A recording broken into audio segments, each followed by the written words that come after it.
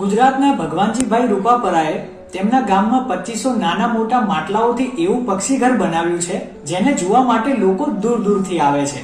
હજારો માટલાઓ સાથેનું આ શિવલિંગ આકારનું માળખું કોઈ થીમ પાર્ક નથી, પરંતુ ગુજરાતના નવી સાંકડી ગામના 4થા ધોરણ સુધી જ ભણેલા ખેડૂત ભગવાનજીભાઈ દ્વારા બનાવવામાં આવેલ એક પક્ષી ઘર છે।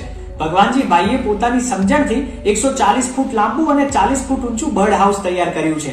તમને જાણીને નવાઈ લાગશે કે આ માટે તેમણે લગભગ 20 લાખ રૂપિયા ખર્ચ્યા છે, જેમાં તેમણે 2500 જેટલા નાના મોટા માટલાઓને એવી રીતે શણગાર્યા છે કે તેમાં અનેક પ્રકારના પક્ષીઓ પોતાનું ઘર બનાવી શકે છે।